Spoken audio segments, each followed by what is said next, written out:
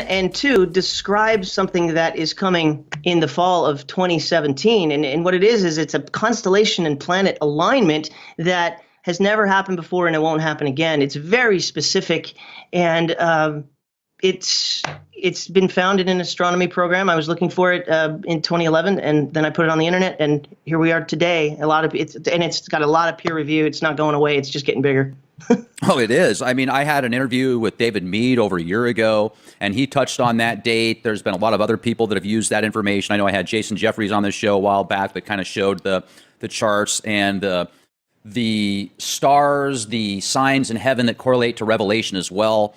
There's a lot of talk about Planet X, Wormwood, Nemesis, the Red Kachina, Nibiru, whatever name you want to put towards this. Let's talk about some of the charts and data you have put together for 2017, because what you showed me off air that just blew my mind, and I know it's on your YouTube channel as well, Eternal Rhythm Flow. Sure. Yeah, I've been looking into because of this planet star constellation alignment is it's in the Bible, and it has to do with the end times. The scriptures say that John, when he's called up to heaven to have this vision of the final 7 years, he says one of the things that he sees up there, he says there's a woman clothed with the sun, with the moon at her feet and 12 stars at her head, but she's in labor and labor pains to give birth to a child. And then it says that that child that she gives birth to is going to be caught up to God and to his throne. But it actually uses, when it says caught up in Revelation 12:5, it says the Greek word is harpazo, and that's the word that we get rapture from. But it also says that there is a dragon in the scenario. This is an end time play, and that dragon tries to devour the child when it's born, but he doesn't get the child because the child is raptured. But then Michael stands up and he goes to war with the dragon, and this is the tribulation period. So we're looking at a rapture tribulation stuff in this chapter. And what's amazing is that John says it happens with our sun, our moon, our stars, and the wandering stars are our planets. So this isn't just a dreamy thing. This is real. And so what do astronomers and researchers do? They look at this stuff in astronomy programs, telescopes. It's real. And it just so happens that in 2017, what looks like what John wrote is actually in the sky in our lifetime. Well, that's wild. And if that actually happens, do you think that there's going to be earth changes, cataclysms, chaos, etc. here? Yes. In reading the book of Revelation, it does say that at the time when these events happen, when the sign happens, all inside this time period, I mean, the elites are going to be hiding in the mountains and the caves because the cataclysms, there's 4 horsemen that come out, there's war and pestilence and economic disaster. And then, I made a video yesterday, and we know, Gil Broussard, David Mead talk about Planet X. You talk about Planet X. You've been doing this for a long time. And anyone who's done any research about that knows that if this planet is, let's just say, 10 times the size of Earth, and if it gets too close to us, the magnetic pull is going to make some changes. It's going to be earthquakes and possible flooding and all that. So if all of this is what it looks like, 2017 is a year of some changes. Astrophysicist, I think Mike Brown from Caltech, came out several years ago and downgraded Pluto with several other astrophysicists, essentially. And now he's out saying that there is this ginormous planet outside of the Kuiper Belt that's so big, it's actually causing the solar system to tilt. And it's way, way, way out there. So if something is closer than that object, or, something actually gets even within a certain distance, I guess, like Pluto or something, I can't even imagine what type of catastrophic events could take place. And there's a lot of people that feel Planet X is a lot closer than that. Personally, I am still agnostic towards it being in the solar system because I haven't seen enough proof that it is for sure. Now, is there a Planet X out there? Well, I mean, definitely there's plenty of other planets out there, but I still am kind of questioning the whole 3,600-year orbit. But it seems like there's a whole bunch of information out there that's pointing to some pretty serious possibilities from some enormous planets that we haven't seen the past X amount of years. Right. A lot of what we do in sort of studying this Planet X thing is we have to put our faith in other researchers because it's a massive subject and not everybody has the time to go there. So, we look to at the experts and we see what they think, and then we have to make a decision on, is this real or not? And depending on the weight of evidence, this is not something that we can see with the naked eye. We just got some programs, Google Skyview, and when we're looking at these things, we just have to take it with a grain of salt and say, is it there, or is NASA just playing with us? Who knows? Right. But so it's one of those things where you're just not going to know until it happens. But it certainly is an interesting subject that we like to talk about. It is, and I really like the way that you brought that up and the way you worded that. I think that was very eloquent and balanced, and that's awesome. Now, you also put together some really cool charts that you were showing me that had some different timelines that also correlated with this 2017 date. And if we could get into that, that would be awesome. Yeah, sure. So and you did this all yourself, didn't you? Yeah. Well, the information is just history, but I put it on a timeline to take a look at it. The Bible says that. Because the Jews rejected their Messiah, that they would be dispersed, their temple would be destroyed, but a new dispensation would take place, and that the Father would put his attention on the church, which are Christians, but then he's going to put his attention back on the Jews to bring them back to himself, and this prophecy was given in Daniel 9:24. It's the prophecy of Daniel's 70 weeks. And the 70th week has not been completed yet. The 69 weeks from that prophecy have been completed when Jesus rode into Jerusalem on a donkey. But then he was cut off. His crucifixion, his death, burial, resurrection, the gospel occurred. That's what the gospel is those three things. And then the church was conceived at Pentecost, and so things changed. However, when the church is taken out, the rapture, the bookends is Pentecost was the conception of the church, and the rapture, I believe, happens on the Feast of Trumpets, which are the bookends of this church age dispensation. And once the church is gone, then the Father will put his attention back on the Jews. It's a time of judgment to reprimand them, but to bring them back to himself and to prove to him that they were wrong about who the Messiah was, because they didn't believe that Yeshua, Jesus, was the Messiah. So we've got this one final week, which is a period of 7 years that is coming, which is going to be a time of judgment. If you read the book of Revelation, and also Daniel, all the prophets, Joel, Ezekiel, Isaiah, they all talk about this day of the Lord, which is pretty harsh. But we know that he's going to these things take time. He's going to slowly bring Israel back into their land, into Israel. And that's what this timeline shows here. Theodore Herzl, back in 1897, down here at the bottom, he created a Congress to begin bringing the Jews back to their homeland, which was prophesied for them to be their promised land. And Theodore Herzl, he says he's the creator and the head of the World Zionist Organization for its first 7 years. And he wrote in his diary on September 3rd, 1897, just after this Congress met together, he said, "Were I to sum up the Basel Congress," this is Basel, Switzerland, is where they met. He said, "If I were to sum up the Basel Congress in a word which I shall guard against pronouncing publicly, it would be this: at Basel, I founded the Jewish state.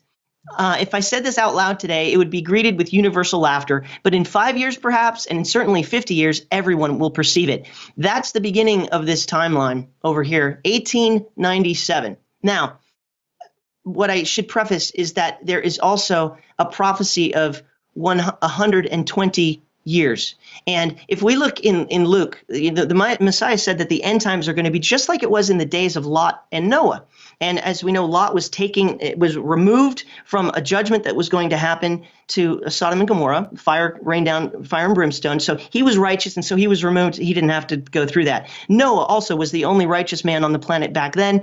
The earth was destroyed with water, but he was safeguarded through that so he could repopulate.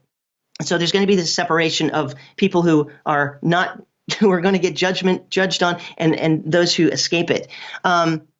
But Jesus also said in Matthew 24, he said there's a lesson of a fig tree. The fig tree is Israel, and this is a parable, an analogy of Israel coming back into the land. He says, from the fig tree, learn its lesson. As soon as the branch becomes tender and puts out its leaves, you know that summer is near. Also, when you see all these things, and he was just describing the beginning of the tribulation period, you know that it is near at the very gates. Truly, I say to you that this generation shall not pass away until these things take place. So there is a generation coming that will see the end times, but it's the generation that sees the fig tree blossom. So that's what this has been called over here, is the first budding of the fig tree, 1897. So it's but there's got to become a finalization of that. Now, so we're looking at, and also in Genesis, God told Noah that 120 years before the flood, he said that I will not strive with man, for his days are 120 years. And so that was a prophecy of 120 years before the flood. Well, if we look at this number 120, it means in the Bible down here, it's a divinely appointed period of probation.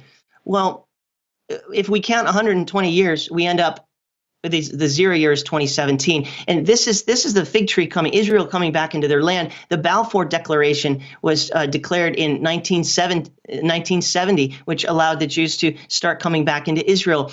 And then the UN General Assembly voted to create Israel in 1947, and of course the Arabs didn't like that, and so they went to war in 1948. You have the Battle of or the War of Independence, of which Israel was created in one day there.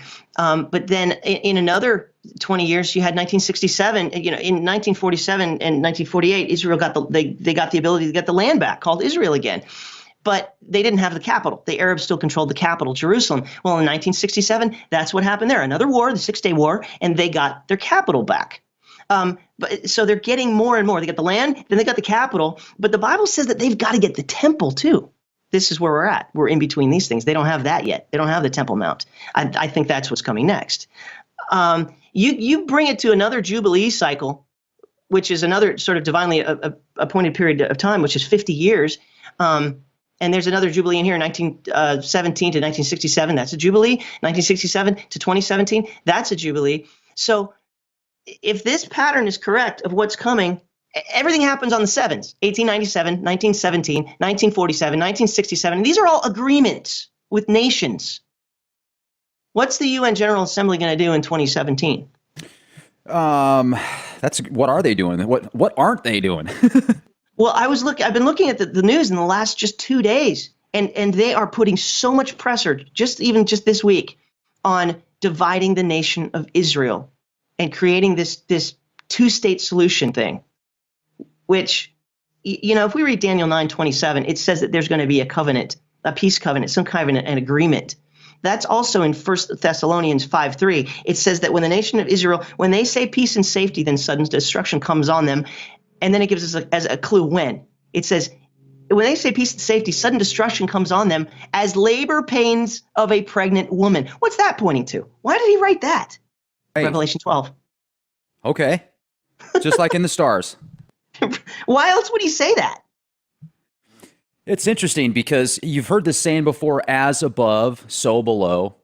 And I wonder sometimes things that happen in the stars, they use those reference points. It's talked about in scripture, and sometimes people will take it in a different, they'll take it literally like it's happening here on earth, and maybe it's both. I mean, maybe there's actually something like that happening here. This is a little bit far out, but maybe something like that will happen here on earth too. As that happens, somebody will be born here like the Antichrist or something. I don't know.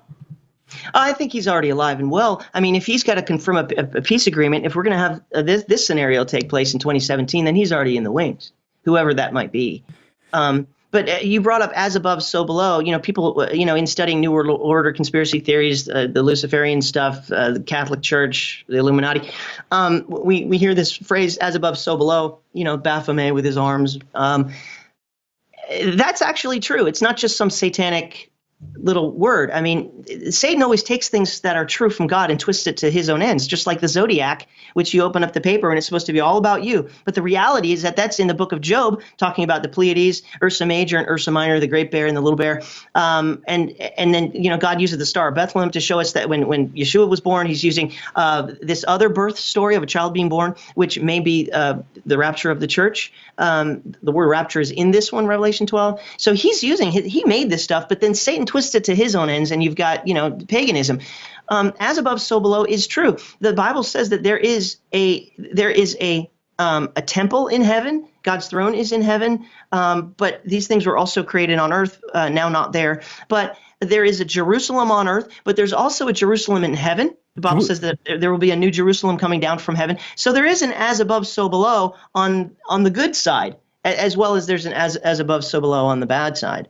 Absolutely. It's this dualistic universe that we live in, right? It's a duality. Yeah. Now the upside down. Yeah, absolutely, Scott. Now you also brought up the New Jerusalem from heaven, and I have done my best to decipher that. And it almost sounds like a spaceship built with these amazing emeralds and gold and all these other elements that we look at as relics and jewelry. What's your take on the New Jerusalem? Well, it's got I think it's got 12 gates, and it's basically, it looks like a big cube. It says that its Right. breadth is the same as its height, is the same as its width.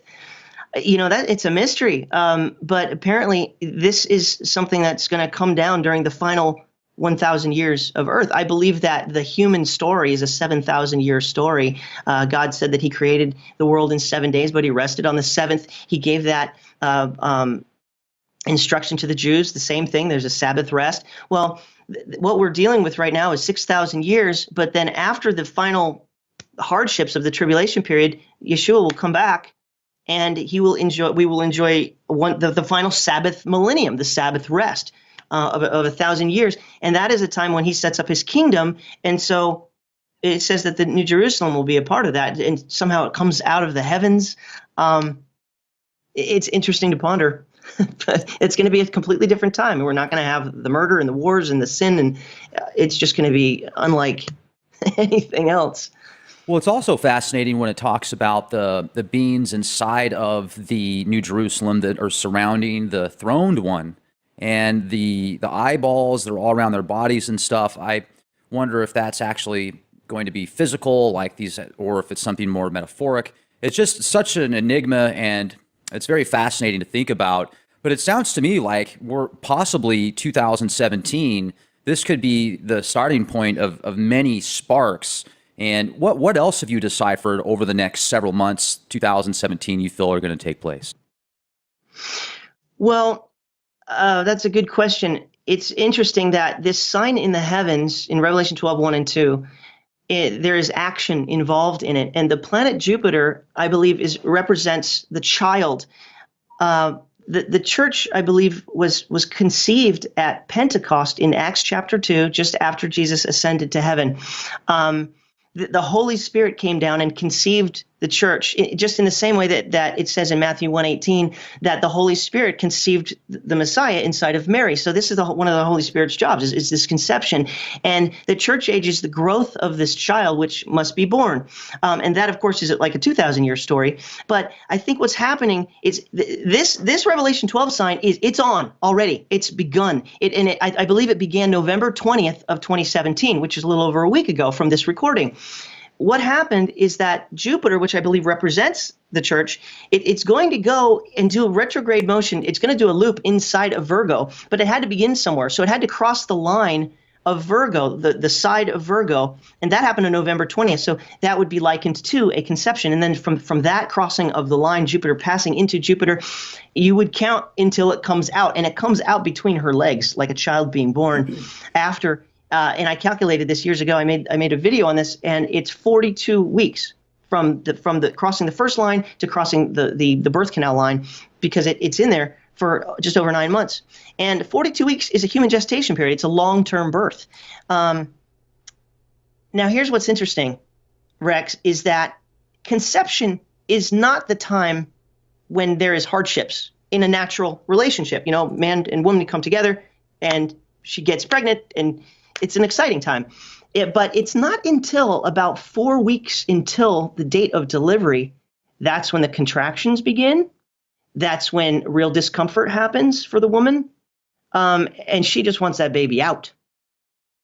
Right. The baby actually, I should say, the sign comes together September 23rd, 2017. Only on one day does this picture of Revelation 1 and 2 happen.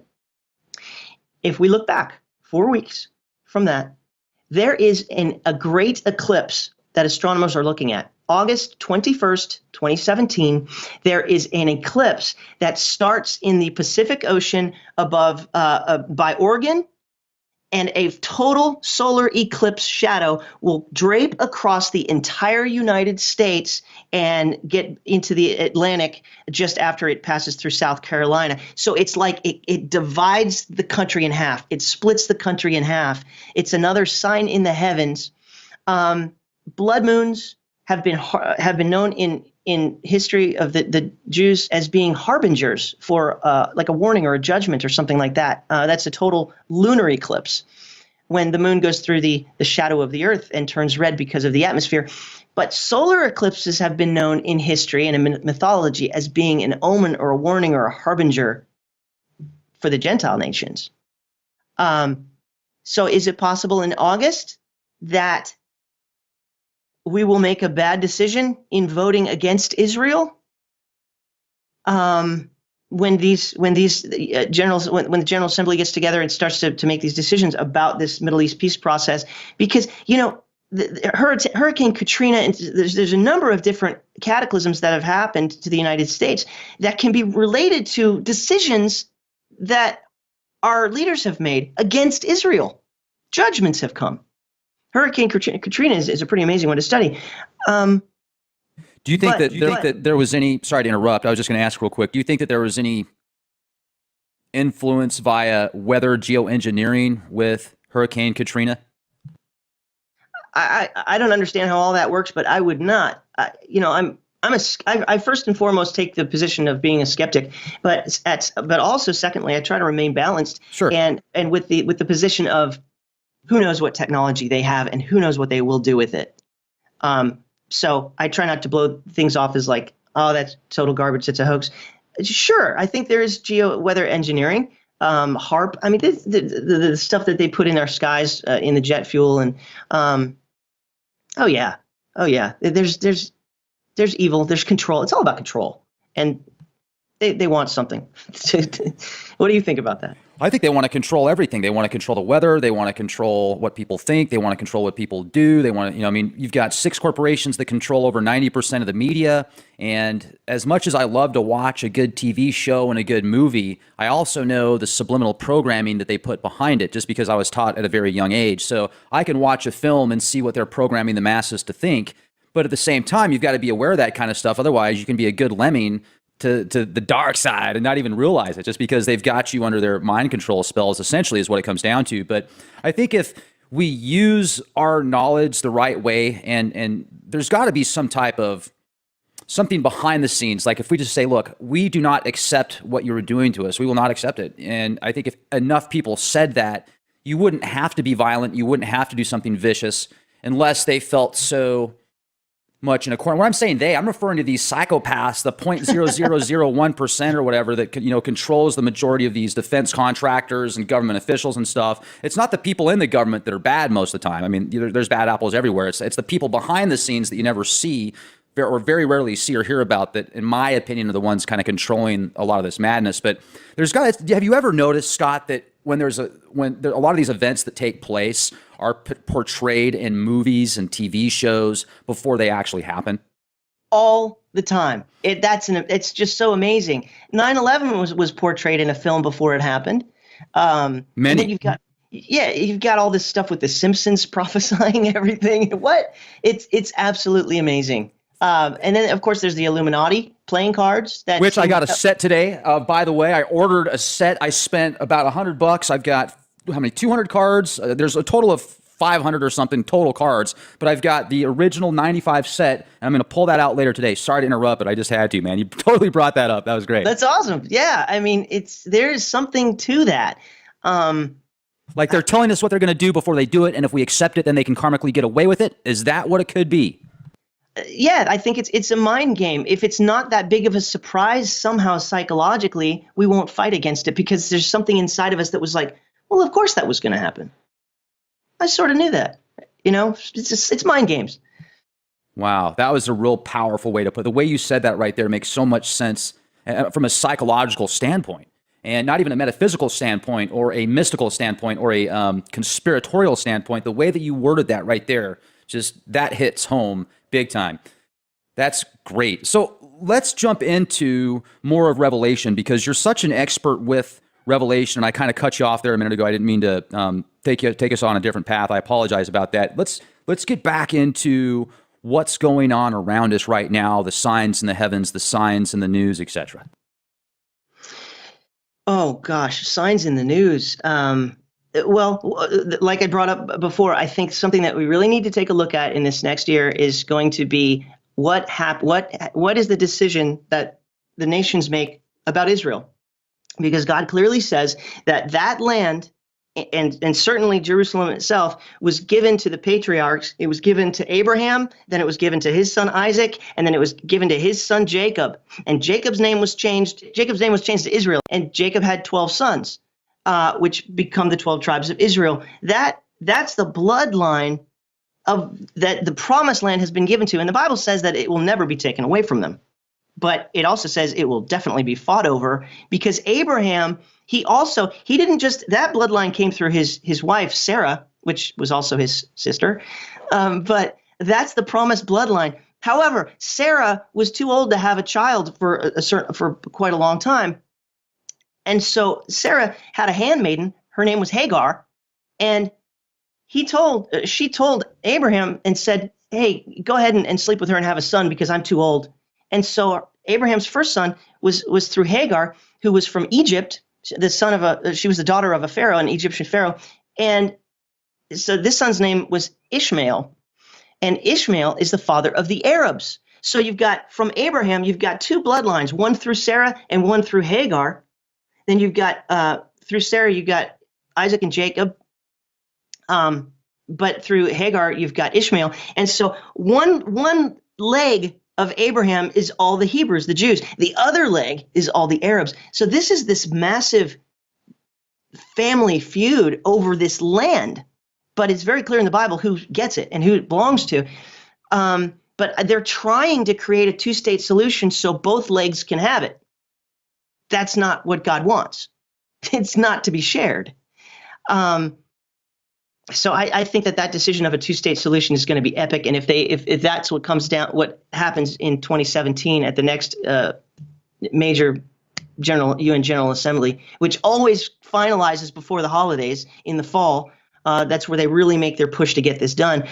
We're going to be watching that this year. And another thing is that a lot of times wars and skirmishes always happen in the summertime. They don't seem to like to fight too much in the winter over there in the Middle East. So that's another thing that's coming in the next 6 months. Going to be watching that. The wars and the rumors of wars. Rex, and that brings up another point, is that there are certain wars that Bible prophecy students and scholars really are looking at. There's a war of Damascus being destroyed overnight, Isaiah 17. There is there's a war in Psalm 83, which has to do with multiple nations. And then there's Ezekiel 38 and 39 war, which I believe is a war that happens in the tribulation period. I think Isaiah 17 and Psalm 83 happened just around the beginning of that time frame. Look what's happening in Syria. I mean, you can't make this stuff up. It's been in the Bible this whole time, this epic thing of Damascus, Syria being destroyed overnight. And look at with everything else that's culminating into this time period right now. Russia is trying to back Assad, but Turkey wants to take Assad out. You've got Israel that's trying to stay out of it, but is going to be pulled into it. This is what I think we're looking at. This is a year of war. It's a year 5777, and the 7 in the Hebrew alphabet is it's like a sword. It's like war, war, war. Mark Biltz did a teaching on this recently. And he says that this is probably the year of these wars. So I think we're just looking at an incredible an incredible year ahead of us, which may finalize in some epic prophecy. I'm not a prophet. I'm just trying to decipher this myself. But we know that these things are culminating to a final end result. Is that what you're seeing as well? It is. I mean, I'm looking at Syria right now and some images, and there's not a lot of stuff you can find of recent images on Google of what it looks like out there. But what you do see, I mean, it is in really bad shape. Now, I'm not sure if it was Damascus or another city in Syria that this person did some drone footage out there over the entire city, and it just looked like something out of Terminator 2 after Skynet blew it away with nukes. It just looked toast. It looked like Resident Evil type stuff. So if that was Damascus and what you're talking about, that certainly is another correlation that hits with the Bible prophecy and Revelation. Now, one of the things that I am kind of nervous about with Revelation and any book, when you've got 100 million people, 1 billion people, a lot of people, let's just use that term, focusing on something like that and saying, oh, this is prophecy, it's going to happen because it's been written.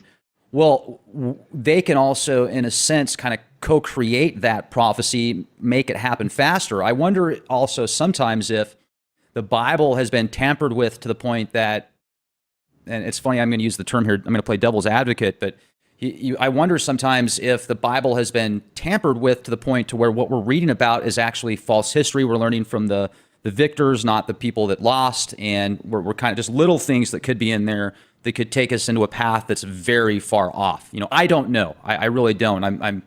I want to know. But have you ever questioned stuff like that? Yeah, there's a new thing that came out recently called the Mandela Effect, which somehow says that, I don't understand it completely, but apparently it's some kind of a thing where I don't know. Time travel, mixing time up travel. Yeah. Like things have been changed. Things have been changed. The cat's now a donkey. Yeah. I mean, when we read the Bible in English, it's a translation. Anything that's not the original letters and books is a translation, and you're going to have translation errors, and some are worse than others. There's one Bible that's called the Message Bible, which is just like, I don't even know what I'm reading. I've got a copy of it over here. Yeah, I use a translation often. I've got a shelf full of them, and I look at the different translations, and I also use concordances to try to go back to the Greek and go back to the Hebrew, and that's really the trick of Bible study. I use one that's called the Hallelujah Scriptures. Often, it's not what I go by 100%. It's not like God's preserved word like people do with certain translations. You got to look at it all and be a student. So, but I just find that just what's going on in the world is the same thing that this book has said. I want to show you something really amazing. Remember what I said about that peace and safety thing, talking about a peace deal? And 1 Thessalonians 5:3, it's pointing to a woman in labor. Right. Which if we understand what Revelation 12 is that's something that happens in the great clock that we live in, the stars, which puts it on a specific day, which happens to be one of the Jewish feasts, the Feast of Trumpets. You can't make this stuff up.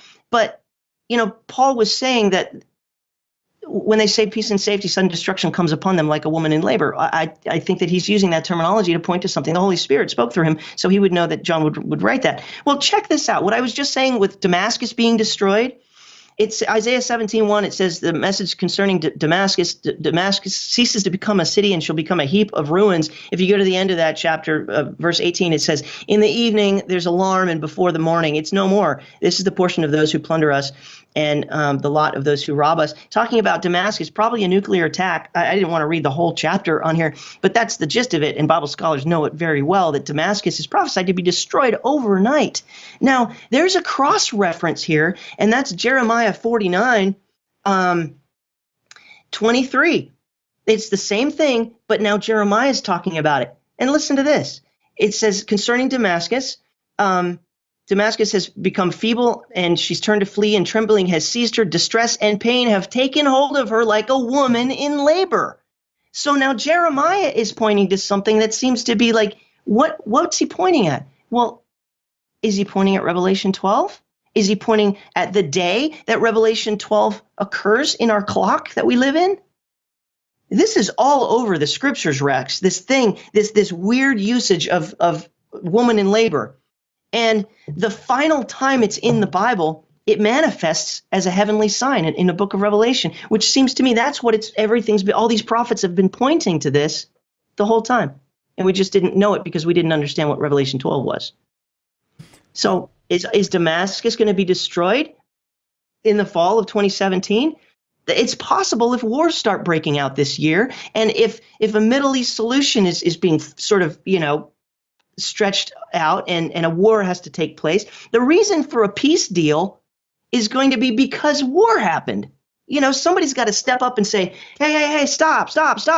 We can fix this, right? That's how I look at it. It would be nice if enough people would actually stand up. Like you said, will it happen? Is it finally to a point where there's enough individuals out there that have joined forces to, kind of not only physically take a stand in a non-violent way, but also mentally and spiritually? Because the more I think about it, Scott, we can do things to get out of this beast system that we're in. But it does certainly seem like just so many different levels. There's darkness out there. And I hate to be a pessimist, but you look at the food supply, you look at the medicines that are out there available to the Western society, the stuff that Monsanto does, and just all the GMOs and the pain and the suffering and the stuff they put in vaccines that they force feed babies. And it's just getting darker and darker and darker. Yet there's more glimpses of hope I see at the same time. I mean, once again, it's this duality that we live in. For every action, there's an opposite reaction. And it just always seems like there's this back and forth, and it just gets deeper and deeper and darker and darker. But at the same time, we can all get off the grid. We can go find our own power supplies and start doing solar or wind, or maybe come up with a magnet thing. I don't know. We can grow our own food. We can do these kind of things. We can literally fly to Alaska and go out in the middle of nowhere, set up a homestead, but you're going to have to be able to deal with the elements. And you might die out there if you don't know how to.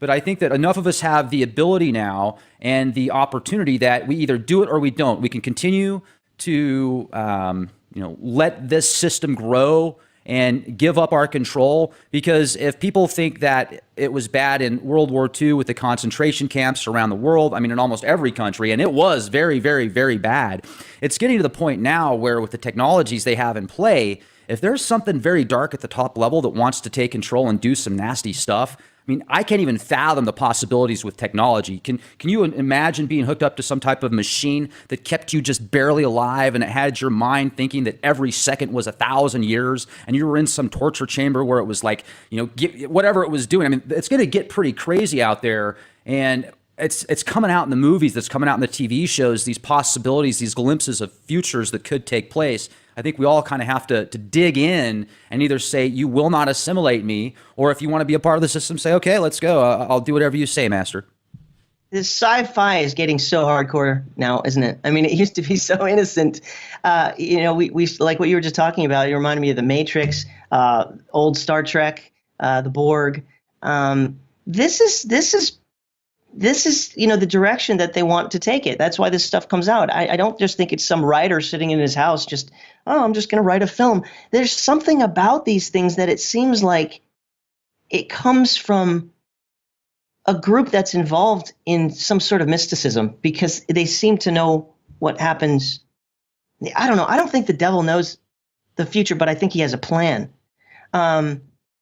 So he puts that plan into things that he controls, and he controls music. Good grief. He controls a lot of it, not all of it. Right? So he controls the music industry. He controls Hollywood. That's the name Hollywood is the words holy wood together, and the holy wood is a magic wand. Like Mickey Mouse. It's magic. It's sorcery. That's what Hollywood stands for. It's just why, you've heard the old phrase, television. Why do you think they call it programming? Because they're programming you to think and how to think. It's all about control, and we see this in Revelation 13. It says that it will become mandatory that everybody does assimilate to a system. It's the mark of the beast. It's a beast system, which is controlled by some sort of an idol that is put up in the Jewish temple, controlled by this world leader, the Antichrist. It says that this idol is going to have the Antichrist. The beast will give it power to both speak and also to cause anyone who doesn't take the mark of the beast in the right hand or the forehead to be killed. And that's why we see in the book that there will be beheadings. It's either assimilate or die. That's the situation. We look at this sci-fi stuff, and it seems tame compared to what you read here in the final culmination of the reality of the prophecy. Assimilate or die. Well, and people right now in the medical industry, sorry to interrupt, there's a gal that just came out in Georgia. She is in the medical industry, and now that she went through a meeting, they said, you have to take these vaccines now or you're going to lose your job. She tried to get a religious exemption. They said no. And also they're going to try and take away people's medical benefits now if they don't vaccinate. There's so many people I know that have been damaged from vaccines. And you don't know what these things. Even the stuff that's in there, you can see read the inserts. I've read through almost every single vaccine insert that they force feed babies and people alike that are older. And I'm telling you, there's not only thimerosal, there's aluminum, there's different adjuvants, there's formaldehyde, there's glyphosate, there's stuff in there that you wouldn't even want to have as a 300-pound, good, healthy adult, in your food, let alone injected directly into your bloodstream.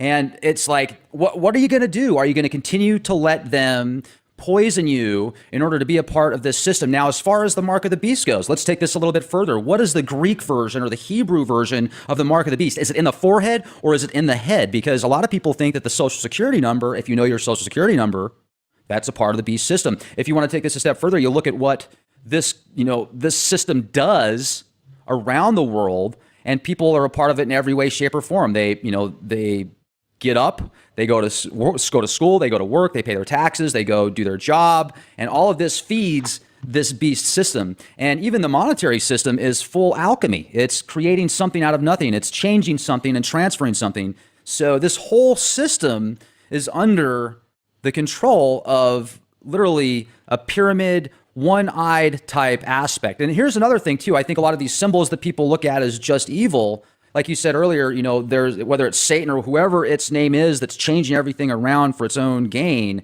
it can take something good like a symbol that actually might have meant something good at one point in time and made it something bad. I don't think that everybody that has if they have a picture of a pyramid like of Pink Floyd in the background, that they're worshiping the devil. I think that people take that a little too extreme. I think you can put intentions into symbols that have good or bad effects. So what is your take on that?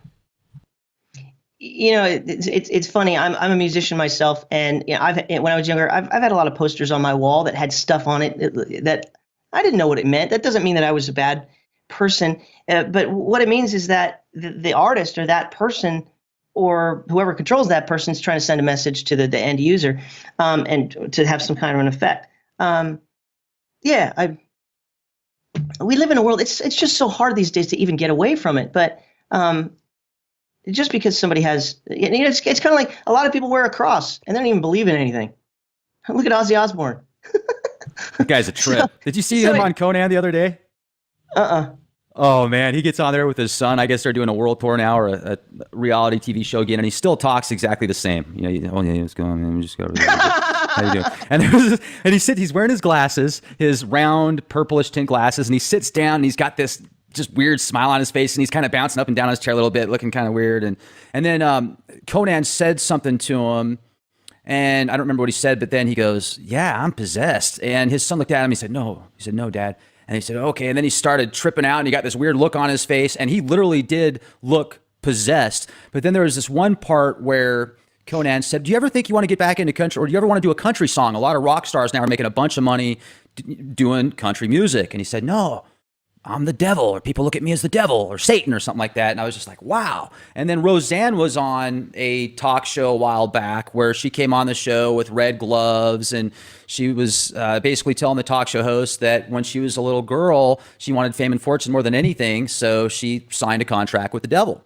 And several years ago, she got in an accident or something, and she felt like the devil was coming for his due. So she asked the devil if she could get a refi on her soul. And I actually showed that to my parents, and they're a big fan of Roseanne. And I used to watch her TV show back in the day when I was a kid growing up. Kind of shows my age right there. But it was very eerie to me. And they're like, "Oh, she's just joking. It's just a joke. That's the kind of humor that she has." And I'm thinking to myself, I do not think that she is joking. That, to me, she's got the red glove. She's got all the telltale signs. And a lot of these people that come out and say they sold their soul for fame and fortune, they do it in a very similar fashion. Yeah, and it's in every group. The hip hop, the heavy metal, the dark metal, all this stuff. I mean, and it's actors. Yeah, I've seen a lot of Britney Spears dancers that have they're just something's wrong. And I don't really pay a whole lot of attention because I can't be bothered with a lot of these people. I'll see their pictures or a news story or something, but I just can't be bothered with it because I'm focused on this Bible prophecy stuff, and it really takes all my thinking power. But That's a great lot. work, by the way, man. I'm looking at your stuff. It's beautiful. Oh, thanks. Um, a lot of people will somehow find out at an early age that they will get fame and fortune if they just sell their soul. I don't even know. Like, I've never personally, I did grow up in the church. I was, I've always sort of been a church kid, but I don't even understand how somebody could even have that idea as a child. But it does happen. It does happen, and Satan will do it. But of course, he never comes through on his real end of the bargain. Gosh, it's just really sad. There is going to be a separation of the sheep and the goats, Rex. All these people, unless they make a change and they repent from that and they give their life to Yeshua, to Jesus Christ, they're going down the wrong path. The true path is narrow. Wide is the gate to destruction. And that's why we see it so much, is because just about everybody's on the wide path. It's just, and it's a separation of the sheep and the goats, and there's a lot more goats than there are sheep. And I believe that's what the rapture is. And it's God is going to take his sheep out of the way before he reprimands the goats. And I think that's a pattern that we can see in Scripture. Enoch was taken before the flood. Lot was taken out before Sodom and Gomorrah got destroyed. These patterns are really all over the place. And I think that's why I think it's just getting darker and darker and darker. But, just even looking at the heavens, the darkest part of the night is just before sunrise. So we can expect it to get very dark. And it's not even that dark yet. The tribulation is going to be the darkest point before Jesus comes back, and that's going to be when the sun rises, so to speak. So I think that we're living in just a fantastic time of watching all these things unfold and come to pass. And this is a time of decision, Rex. We got to make a decision of whose side we're on. Because I believe in a pre-tribulation rapture. I think the Bible is clear on that. Of course, other people may have different opinions on that, but I think the Bible is clear that the rapture of true believers happens before this 7-year time of tribulation period. And this is a time to make a decision, and time is running out, because once a person, if let's say they're left behind, they miss the rapture and they have to deal with 7 years, most people won't even make it. I mean, either you've got to assimilate to the Borg, assimilate to the 666 system, which the Bible clearly says that if you make that decision, that is a pledge of allegiance to the beast, and there's no coming back from that. Revelation 14, it says that if anyone worships the beast and his image and receives the mark on his forehead or upon his hand, he shall drink the wine of the wrath of Yahweh, which is the Father, and he shall be tortured with fire and sulfur before the Lamb, and the smoke of their torture goes up forever and ever. And they have no rest, no rest, day or night, for those worshiping the beast in his image, and also anyone who takes the mark of his name. So, I mean, if somebody wants to be put in the position where they're going to be either forced to make a choice of, it says no one will buy or sell unless they assimilate to this system. That means you can't have a job, nor will you be able to get money to buy food. So it's going to be very difficult. You can't have a business, you can't work, because the system is going to become complete. Either join or die. And so people are going to be forced into this. All right, give me the chip. All right, just give me the chip. Well, you just put yourself in hell forever. That's what that is. This is where the idea of 666 came from. And this is how it explains it. So, and we can already see it. People are getting chips in their hand just to get into a security door. So, this is a time to make a decision for Jesus Christ as Lord and Savior, because there's a separation going to happen. And I really, believe in my heart that I have a hope and an expectation to not have to make any of those other decisions, tribulation decisions, because they'll be taken out prior to that. And I just really hope and pray that people do that. Romans 10:9 says you got to believe in your heart and confess with your mouth that Jesus Christ is Lord, and you shall be saved. Your name will be written in the book of life, and therefore you have an expectation of an escape. And that's not to say that times might get hard before that. I've got a little bit of freeze-dried food. I've got a little bit of bottled water that I've stored up. It's wise to be prepared. I never tell anybody, oh, it's just going to be great and we're going to escape to the heavens. It could get rough. But I don't believe that I'll have to make a choice for that chip, for that mark of the beast. I had an interview last year with a real nice guy that actually took the chip as a part of the transhuman tour. He ran for president as the transhuman candidate, and nice guy. And I don't have the same beliefs that he does. We talked about some things, and he was real passionate about wanting everybody to be chipped. And literally people that had positions of, let's say you're a pilot, well, you'd have even extra microchips in your head, because that way, if you thought you might want to kill yourself with everybody on the plane, well, the microchips would rewrite your cerebral cortex, and you just go back to normal. Yes, I will drive back home now. Things will be fine. Fly home. Yay. I love Total myself control. and everybody. Just real, hey, that's what he thinks, and he thinks that could save lives, and I get it. I will understand and listen to that side of you. Personally, I am into free will. Do what you feel is right, and if you genuinely feel that is right, I think that if the intent is there, that's great. Like, for example, if I see somebody do something that is considered a sin in the Bible, I'm not going to judge that person because, first of all, I'm not their judge. And second of all, their conscience is their judge in a sense. I mean, how could you judge somebody that's literally crazy if they don't realize what they're doing? I don't know. I mean, maybe there's some mechanism to it or some formula.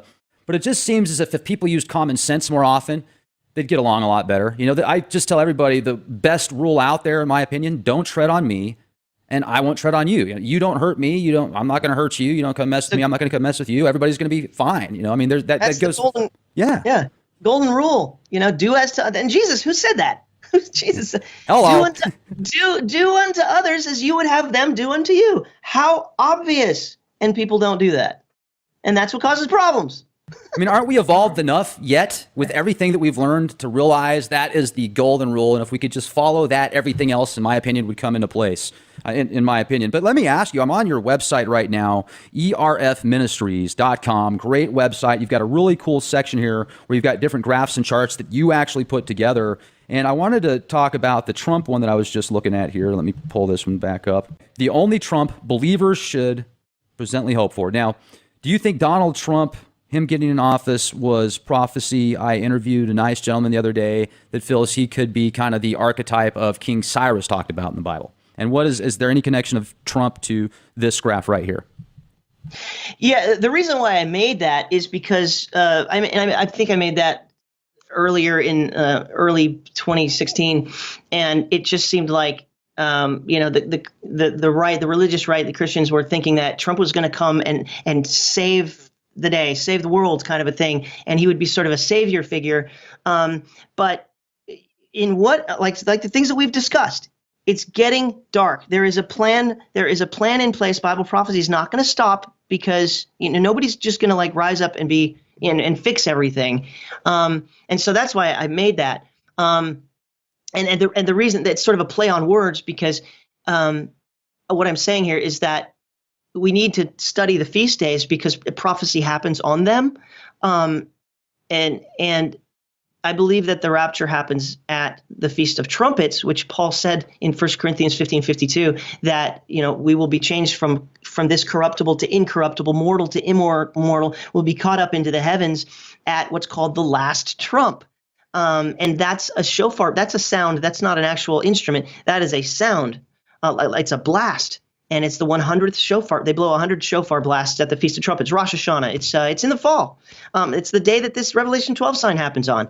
And that verse actually, Revelation 12:5, it says rapture, harpazo in the Greek. So it's like amazing correlation. You can't make this stuff up.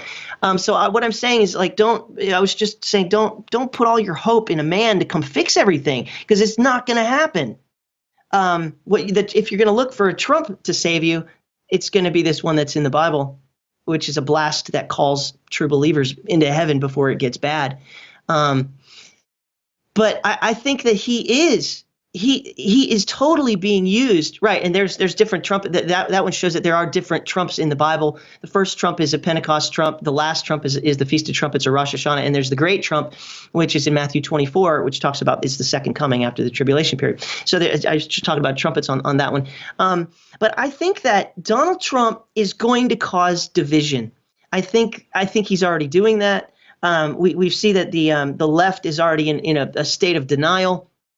And they're fighting, and George Soros is funding all kinds of protests. And there's a recount going on right now in Michigan to try to, maybe possibly change the outcome before Trump gets in, because Trump wants to do some major changes. And I think it's going to cause division. And remember what I said earlier about this eclipse that goes all the way across the United States? Yeah.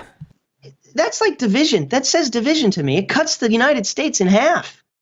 And I think that's what Trump is going to do. He's going to cause a divide. Civil war, possibly? I don't know if let's see what happens on January 21st or 20th, if he gets in or not. The liberals are still fighting. They're still fighting to take it from him. And if that gets overturned somehow, and I don't think it will because recounts never seem to do anything, but when he got elected, and it was really pretty. That was like a pretty hardcore week, if you remember. I was starting to think, oh my gosh, we're gonna have civil war. Now things have calmed down a little bit. I'm sort of like getting out of that mindset, but we'll see what he does if he gets in, and when he gets in, we'll see what he starts to do, because he's said that he's going to do some major changes with border patrol, with building a wall, immigration. Also, he wants to. He said that he wants mosques to be, what's the word? Like sort of like security or like categorized as a higher security threat. Right. Look who does this every time, right? So like, why aren't we? Why does everybody, when they get on a plane, everybody's treated equally? It doesn't make sense. Like, you're not even looking at the facts of who has got the ideology and who is the higher threat. So he says he's going to change a lot of this stuff, and we're going to actually put a name on those who make themselves an enemy of America. And that goes against tolerance and all this stuff. This is going to be an interesting year, Rex.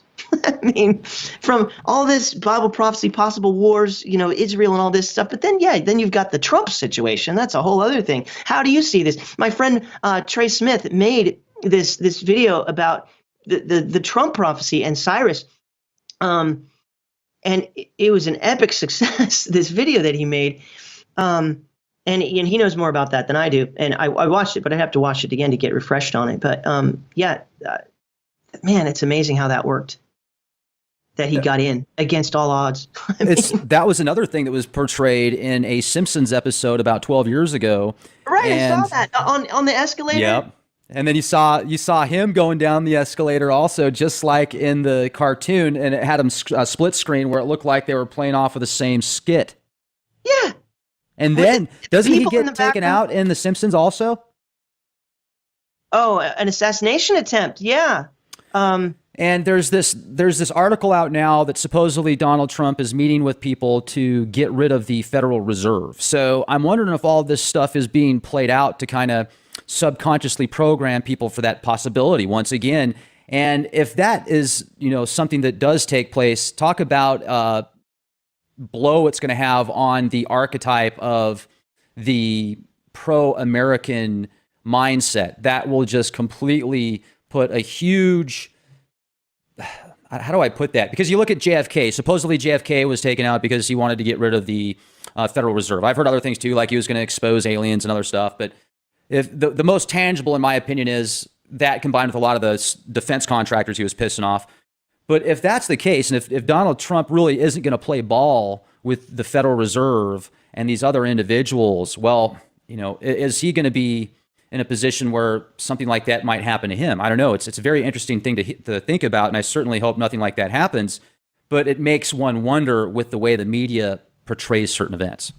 I think you're definitely onto something. There's a bigger pattern than just JFK. I think you're absolutely right about that. That was his intention. He knew that it was a corrupt financial system. And but go back a little bit farther. Lincoln was killed for the same reason. He was fighting the banksters, and he created Lincoln greenbacks. He created his own money to take the power away from the banksters. Garfield killed for the same reason.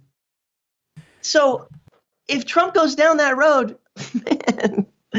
But then once again, that article that I saw, that could be just a PSYOP article, because it seems like 90% of the media out there now that comes out is just some rehashed, made up article. You'll see things now where there's going to be a video conference and it's going to be in a country like Iraq, and they're going to use these subtitles, and supposedly the prime minister says that the Anunnaki are shapeshifting right now on, out there on the coast, getting a suntan at the same time, pretty much. Oh yeah, we'll see the words right there. It says it, when they can't even really translate it. It's just, there's so much false information out there. It just makes you wonder, is this all just a staged PSYOP event? Is it really going to happen? Are they doing that so if something does happen, they can say, well, once again, they tried to get out of the Federal Reserve, and see what happens if you try and do that? You die, even if you're the president. It makes no difference. I mean, they'll just put somebody else in power. Life means nothing. These elites worship death. That's what they like. Look at the trail behind the Clintons. They don't care. Nobody means anything to them. They're so selfish. Yeah, we're dealing with some serious evil here. Evil with a smile. Welcome to the New World Order. They love you. I would imagine that you would agree with that. It's Trump's got to be really careful. He's got to be really careful because I was listening to Perry Stone. If you know he's a pastor that has also had certain visions and dreams, and he said that there was two things that were going to happen with Trump that he saw in a vision, and one of them was an assassination attempt. And I forget what the other one was, but it's already come to pass, and it was right. God, it's too bad I don't have that in my brain right now. But so the next one that I'm waiting on, I put this in my little folder of like, well, let's see what Perry said, and if it comes to pass. He said that there's going to be an assassination attempt. I don't rule it out. I don't want that to happen, but I don't rule it out because I think the elites completely wanted this election to be against the Bush dynasty and the Clinton dynasty. They wanted Jeb to be in against Hillary. That's what they wanted. And Trump is an outsider. And so they don't know what to do. But they certainly don't want him. Either they've got to assimilate him somehow or take him out. I'm not a political analyst, but I don't see how they're going to let it. I don't see how they're going to let this slide. What do you think?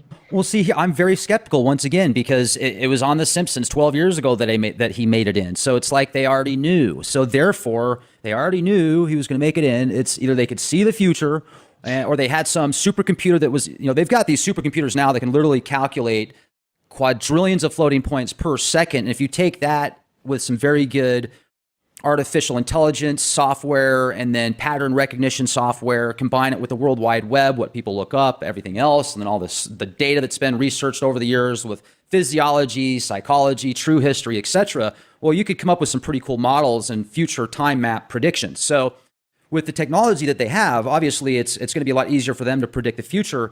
Yet I think it's all a part of the plan. I don't really, my gut's telling me that it's all a part of the plan. It was supposed to happen. Yeah. Let me ask you this. So if you're skeptical, and I think it is healthy, I try to remain on that side of things, skeptical, but with a balance. But I thought Hillary was going to win. So if that, you know what I mean? Well, she was supposed to. I thought that she did too. I thought that she was, I thought the elites were just going to put her in, period. I thought that they would rig the election or whatever and just make it happen. So this is a total shock. Oh, that's what the other prediction was.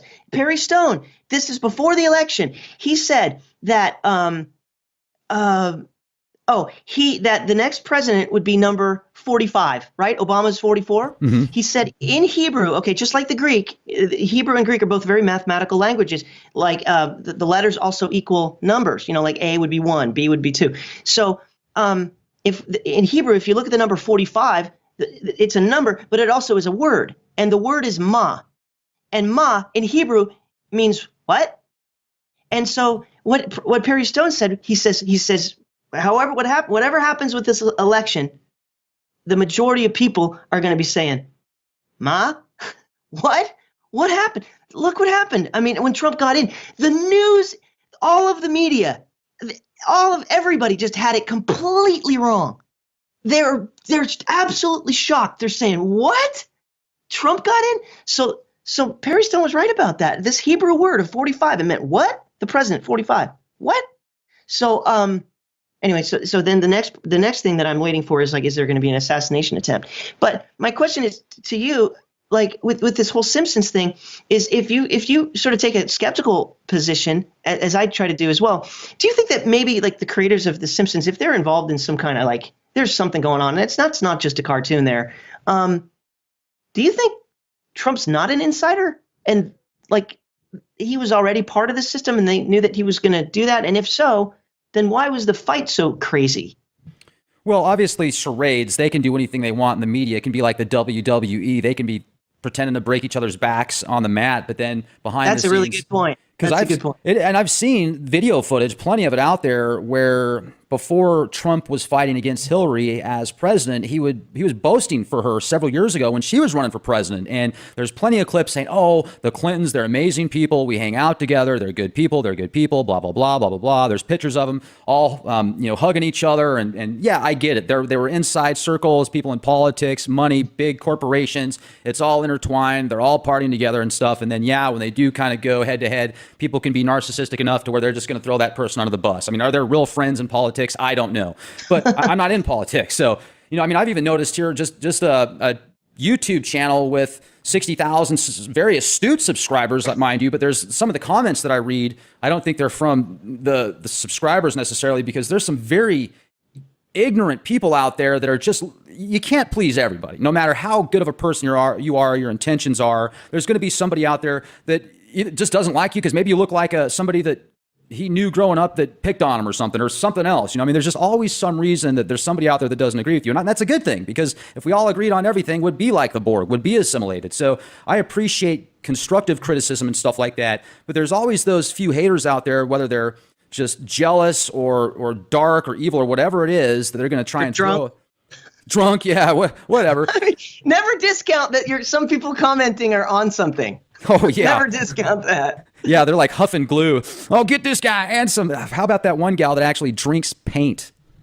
She loves it. My Strange Addiction. I don't know why some people watch that show. I was flipping through the channels the other day, and all of a sudden I stopped for a second, and this lady was literally drinking paint, and she does that a couple times a day. And how do you get started with that? Yeah, I mean, what do? Just one day you're like, that looks good. I'm going to put that in my cereal. I bet that color tastes good. Wow, man! Talk about mind control special there, but we're kind of jumping off topic here. I know, but this is great. I'm looking at a sweet graph right now. The 7-year tribulation. What is this? Well, okay. So the bar is the 22 chapters of the book of Revelation, and what does it say? So basically, I sort of just broke it up in parts. At the top, so it's 3 signs for those left behind. So if you're left behind, there's a little fish going up in 4. I believe that's where the rapture is. And so 3 signs for those left behind. I believe that a temple needs to be built in Jerusalem. That's the yellow at the top. It says tribulation temple built in Jerusalem, and then we've got the verses there.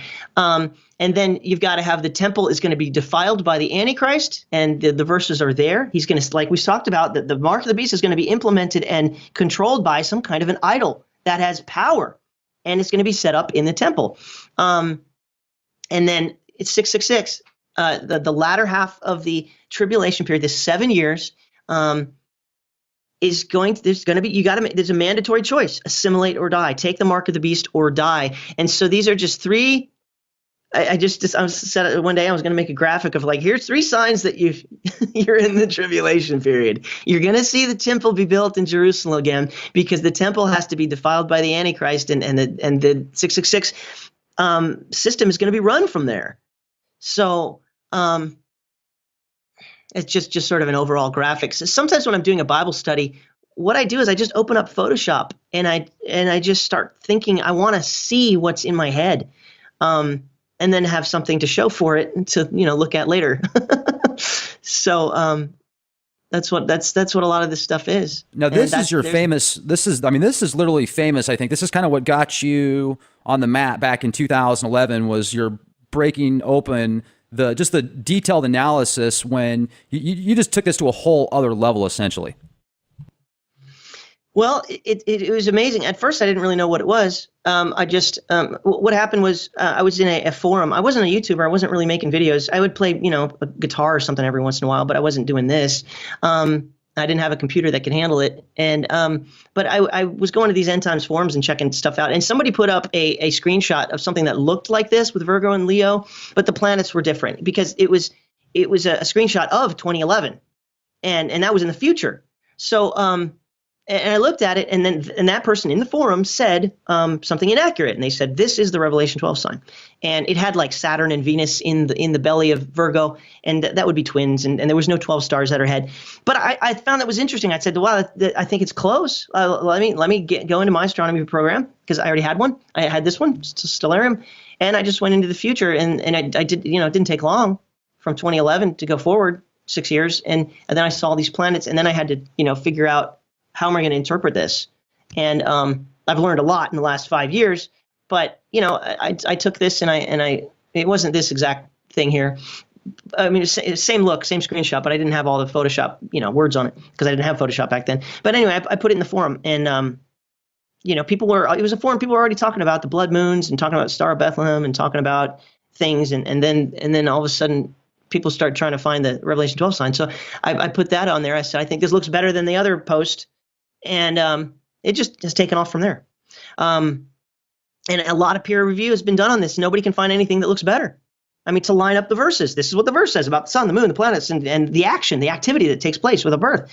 So I think we've kind of landed on this is it, right? I had to start somewhere.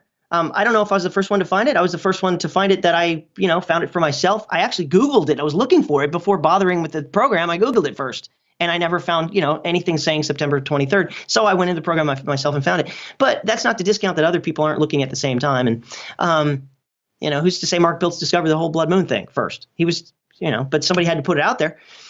So, for myself, I know how I think that's why, God wanted me to find it for myself so that I would get into it and take it seriously. If it was somebody else's thing, maybe I wouldn't do so much work about it. So those are some pictures of some solar eclipses that I took with my camera. Man, that's cool. You must have a nice camera setup. Yeah, I got a 70 to 200 lens on a Sony body, and so I zoomed in as much as I could and took some pictures. Those aren't filters. I just put different colors on there. Just for fun, just to make the image look neat. But that's a partial solar eclipse, and I just think it's neat that you could see the sunspots. And that's a blood moon that I took.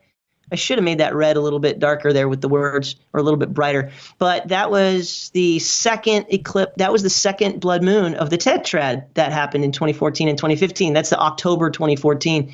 Yeah, it's right there. Blood moon number 2. Not all of them were in my area, but a couple of them were. And so I took that shot. So, why not put it on my website? I was like proud of it. I'm like, dude, I took a picture of a blood moon. Beautiful image. And thanks. Was this portrayed in the Bible as well in some type of prophecy? What happened in 2014 and 2015 is that, again, on the feast days, it's all about these feast days. In Leviticus 23, there's 7 special days. And so what happened in 2014 and 2015, you had 4 blood moons in a row on Passover and Sukkot, which is also called Tabernacles. It's the last feast day. Passover that's the one that Jesus died at Passover on the cross. Everything happens on the feast days, man. And this Revelation 12 sign happens on the Feast of Trumpets, which is a feast day. So 2 years in a row, blood moons on Passover and Sukkot, Passover and Sukkot. And if you click out of that one, and I'll show you a different one to go to, this prophecy is actually really big. So each one of these little red sort of dots is a tetrad. So we've got these tetrads, and these are tetrads that fall on the feast days. Well, if you just look at the end result there, like you've got the 2014 and 15 one, you've got 1967 and 68, and you've got 1949 and 1950. Well, each one of those is either on or very close to things that happened with the nation of Israel. Like we looked at that other chart, that they started coming back in their land at 1947, and there was the war in 1948, and then there was a tetrad in 49 and 50.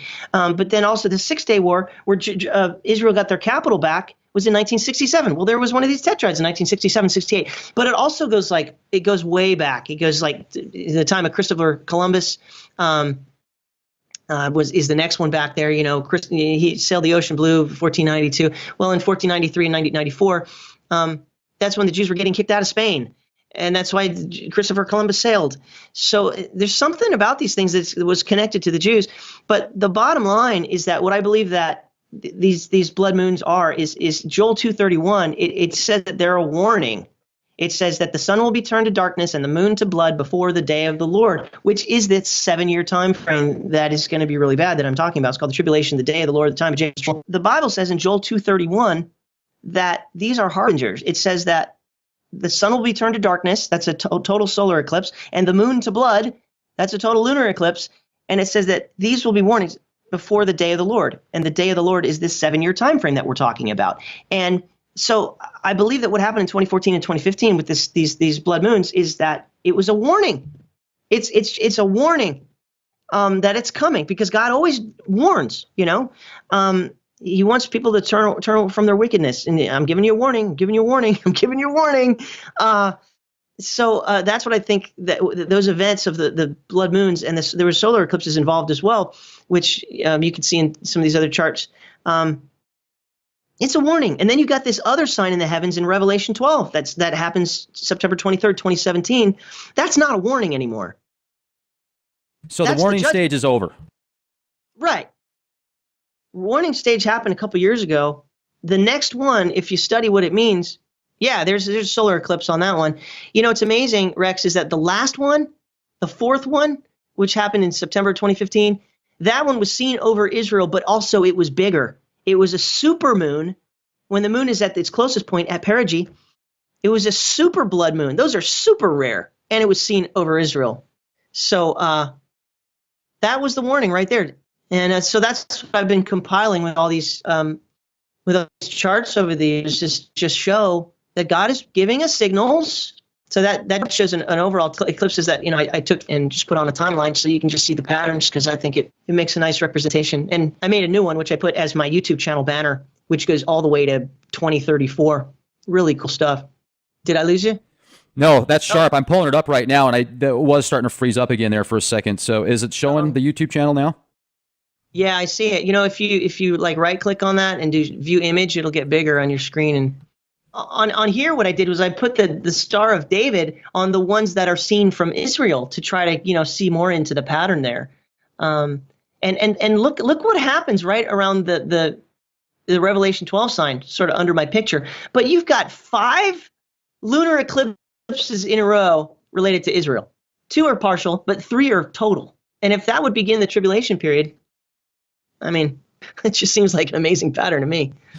I got to tell you, Scott, this is one of the most detailed charts I have seen to date of the prophecy timelines, Revelation. Gil Broussard has some excellent material as well. He's done a real good job putting stuff together. And I really like how you brought the way you just make it easy to understand. It's very fluid. It's very smooth.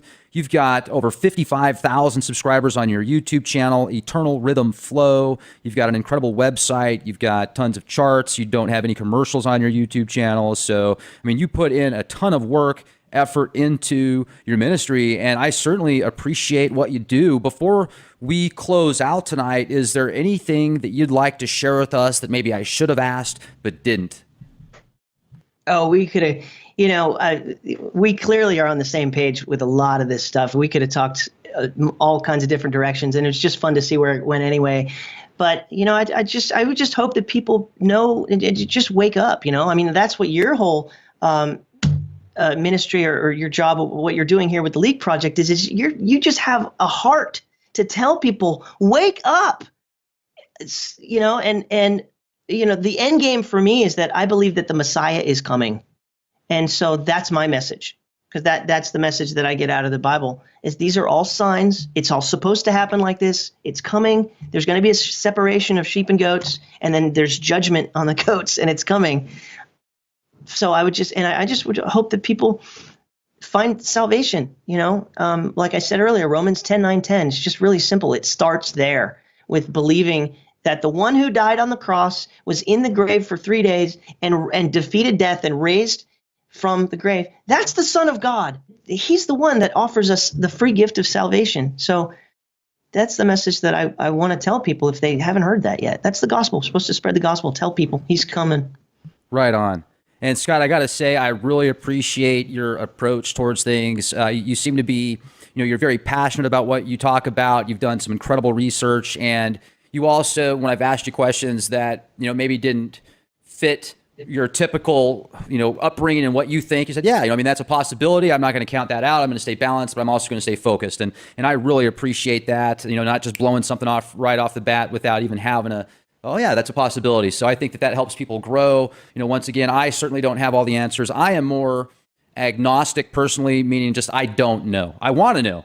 I really want to know. And, talk about polar opposites there. That's like, oh, you're a Gnostic and you're agnostic. That's got to be just a total mind mess up with you. But hey, I think it's kind of helped me grow along the way. I was raised Christian, and I used to go to church on Sunday. I read the Bible thoroughly. Revelation, I read that book more than any of the other books. I've even researched some other stuff outside of the Bible, books that were taken out of possibly the original canon, and also the Nag Hammadi treaties, the Dead Sea Scrolls, and other scriptures and ancient texts. So hopefully the answers will, hopefully I'll have no question someday and say, yes, I've got the answers and I don't need to have any more. But until then, I'm going to keep searching. And that's why we started the Leak Project, to get information out there, to speak with people like you, Scott. You're just a great guy. I really appreciate your work. Please check out Eternal Rhythm Flow on YouTube, ladies and gentlemen. Become a subscriber. Also check out his website. Now, your website is also going to be erfministries.com. You add updates all the time. Thanks for everything, Scott. It was great to speak with you. I really appreciate you coming on with us. Rex, I really appreciate you letting me be a voice within your work. It's been an absolute pleasure getting to know you and to talk to you. I feel a kinship, and we'll do it again sometime. Thank you so much, man. Absolutely. We'll do it again soon. And folks, check out leakproject.com, youtube.com/clandestine time lord. Be the change you want to see. This is Rex Bear. Talk to you soon.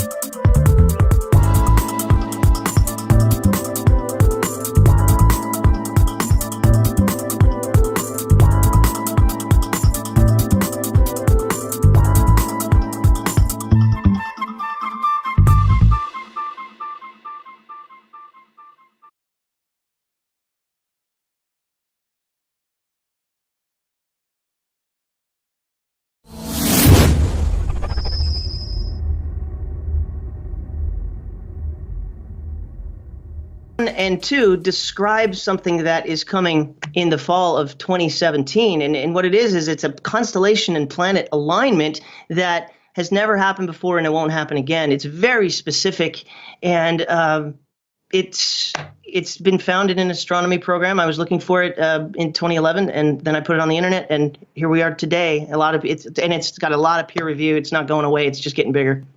Oh, it is. I had an interview with David Mead over a year ago, and he touched on that date. There's been a lot of other people that have used that information. I know I had Jason Jeffries on the show a while back that kind of showed the charts and the stars, the signs in heaven that correlate to Revelation as well.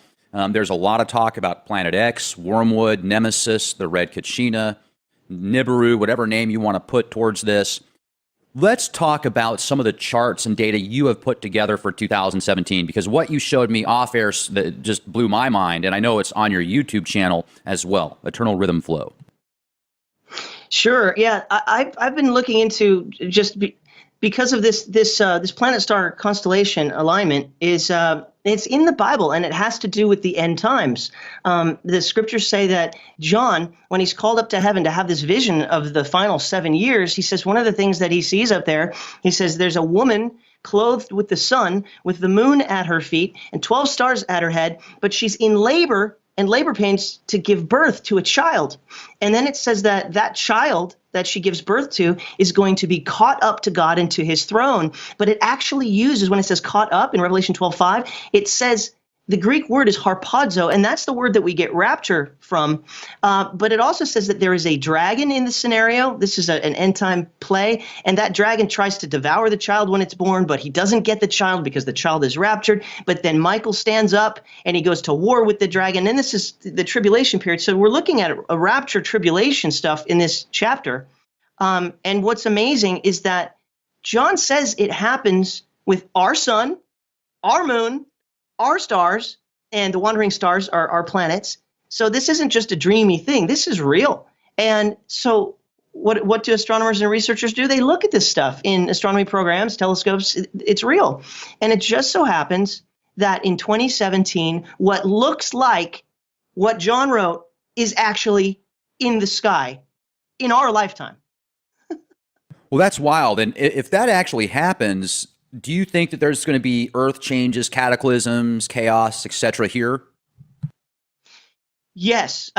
In reading the book of Revelation, it does say that at the time when these events happen, when the sign happens, all inside this time period, I mean, the elites are going to be hiding in the mountains and the caves because the cataclysms, there's 4 horsemen that come out, there's war and pestilence and economic disaster. And then, I made a video yesterday, and we know, Gil Broussard, David Mead talk about Planet X. You talk about Planet X. You've been doing this for a long time. And anyone who's done any research about that knows that if this planet is, let's just say, 10 times the size of Earth, and if it gets too close to us, the magnetic pull is going to make some changes. It's going to be earthquakes and possible flooding and all that. So if all of this is what it looks like, 2017 is a year of some changes. Astrophysicist, I think Mike Brown from Caltech, came out several years ago and downgraded Pluto with several other astrophysicists, essentially.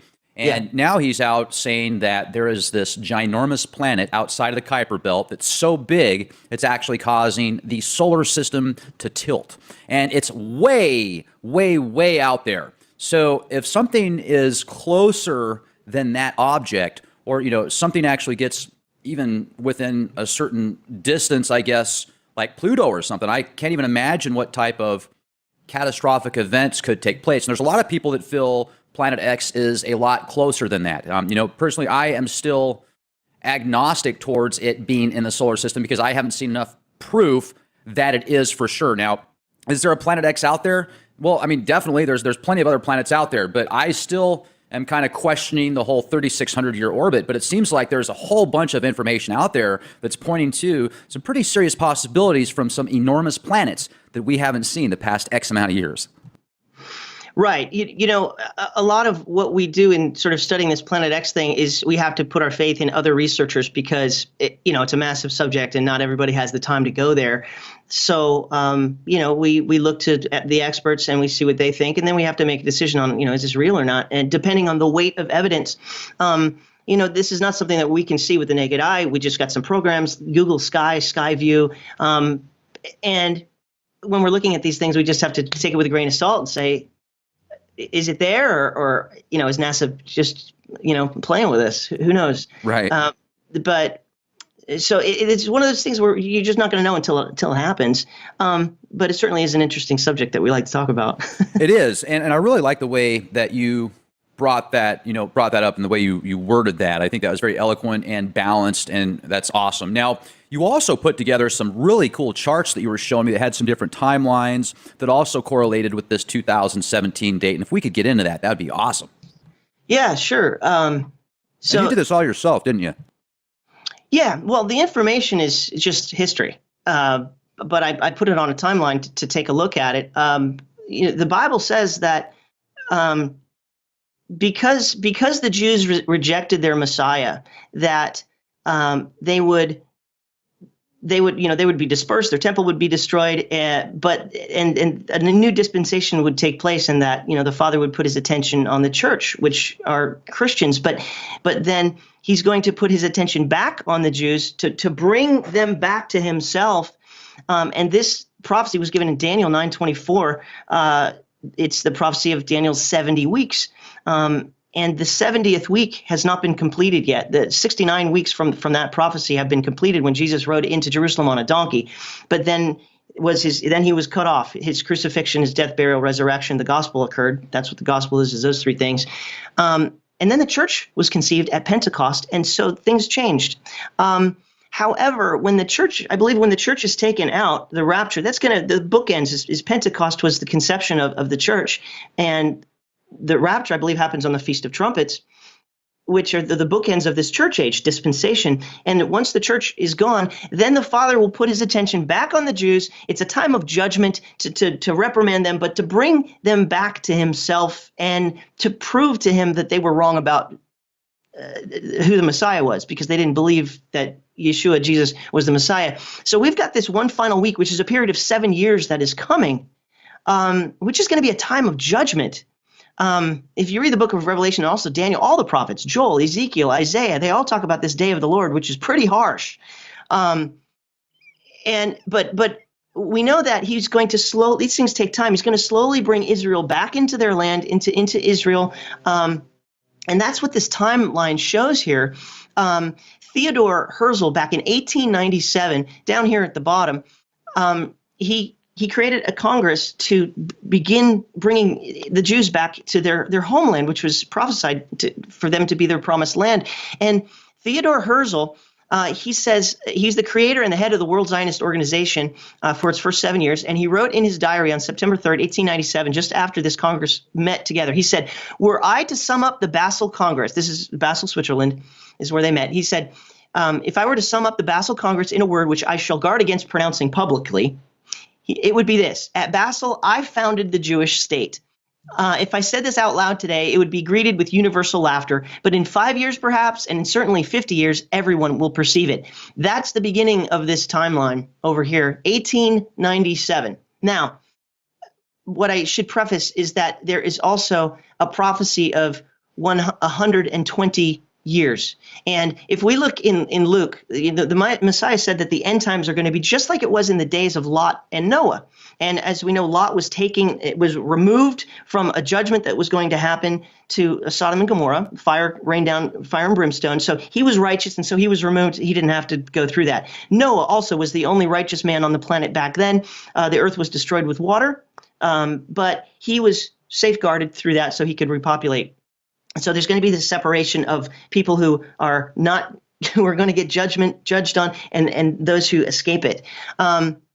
But Jesus also said in Matthew 24, he said there's a lesson of a fig tree. The fig tree is Israel, and this is a parable and analogy of Israel coming back into the land. He says, "From the fig tree learn its lesson. As soon as the branch becomes tender and puts out its leaves, you know that summer is near. Also, when you see all these things," and he was just describing the beginning of the tribulation period, "you know that it is near at the very gates. Truly I say to you that this generation shall not pass away until these things take place." So there is a generation coming that will see the end times, but it's the generation that sees the fig tree blossom. So that's what this has been called over here, is the first budding of the fig tree, 1897. So but there's got to become a finalization of that. Now, so we're looking at, and also in Genesis, God told Noah that 120 years before the flood, he said that I will not strive with man, for his days are 120 years. And so that was a prophecy of 120 years before the flood. Well, if we look at this number 120, it means in the Bible down here, it's a divinely appointed period of probation. Well, if we count 120 years, we end up the 0 year is 2017. And this is the fig tree coming, Israel coming back into their land. The Balfour Declaration was declared in 1970, which allowed the Jews to start coming back into Israel. And then the UN General Assembly voted to create Israel in 1947. And of course, the Arabs didn't like that, and so they went to war in 1948. You have the Battle of the War of Independence, of which Israel was created in one day there.